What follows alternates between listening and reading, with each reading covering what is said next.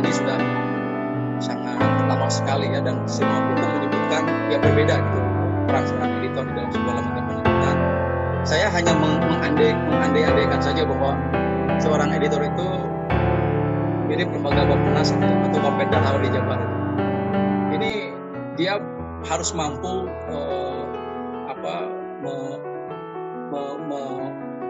menafsirkan misi perusahaan ke depannya seperti apa, itu ada di bagian editor. Karena di bagian editor ini ternyata bukan hanya melulu mengurus naskah, tapi harus juga memikirkan bagaimana naskah ini bisa bertahan lama sampai penerbit ini tetap bertahan. Nah, jadi saya ibaratkan ini sebagai bagian dari perencana ya, di Bappenas atau di Bapeda Jabar itu ya. Kemudian peran editor yang berikutnya adalah dia sebagai bidan. Dialah yang melahirkan gagasan. Artinya dia membantu penulis melahirkan gagasan yang layak untuk dibaca.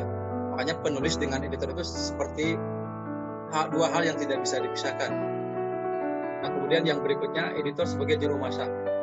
Nah, di sini digambarkan bahwa seorang editor itu orang yang tahu bahwa naskah ini akan bagus ya dipasarkan gitu ya. Karena dia yang meramu, dia yang mengolah naskah dari mentah menjadi siap dibaca. Nah, dengan demikian editor diibaratkan sebagai seorang hoki. Nah, kemudian dia bisa juga berperan sebagai seorang intelijen gitu ya. Di gambar ini ada seorang pencari jejak atau intelijen.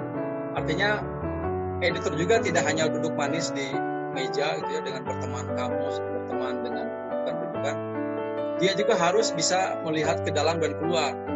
Tren buku mana atau tren buku seperti apa yang saat ini sedang hangat dibicarakan, atau tema buku apa yang tahun ini banyak diperbincangkan atau dibutuhkan oleh pembaca.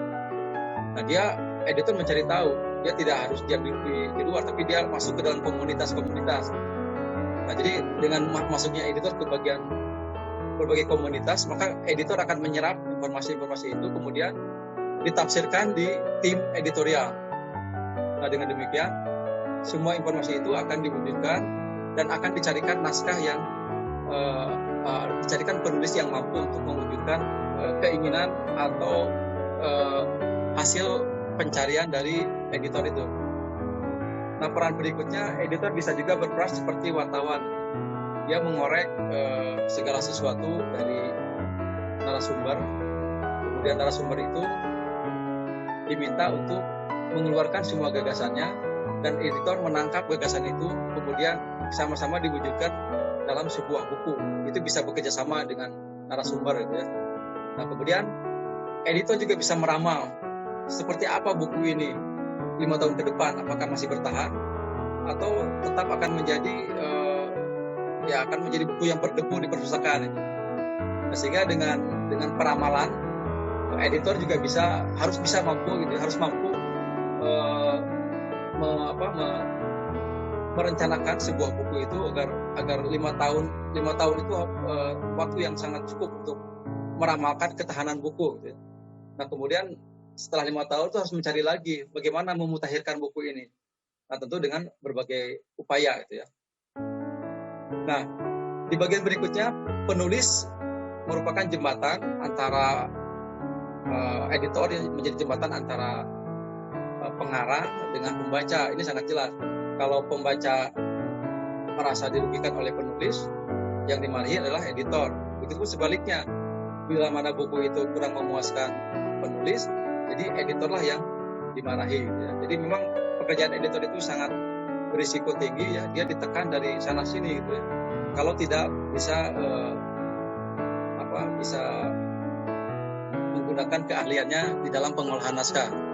Nah, demikian editor inilah yang sangat membantu antara pembaca dengan penulis atau penulis dengan pembaca.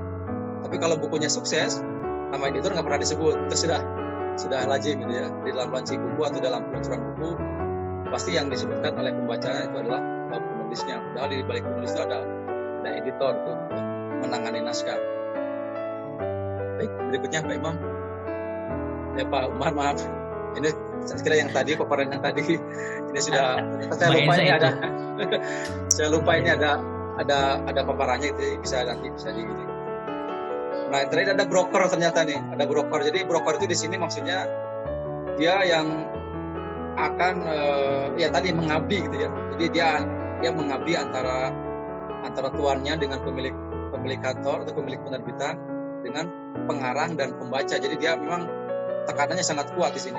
Jadi kalau orang yang tidak sungguh-sungguh mendalami profesi ini, dia akan cepat meninggalkan profesi ini. Tapi alhamdulillah saya sudah sejak 91 gitu ya, belajar menjadi editor. Sampai saat ini ya saya menikmati profesi ini karena ya mungkin menjadi renjana gitu ya. Renjana itu apa? Dari kata Pak Imam itu passion gitu ya. Menjadi passion dalam profesi ini gitu.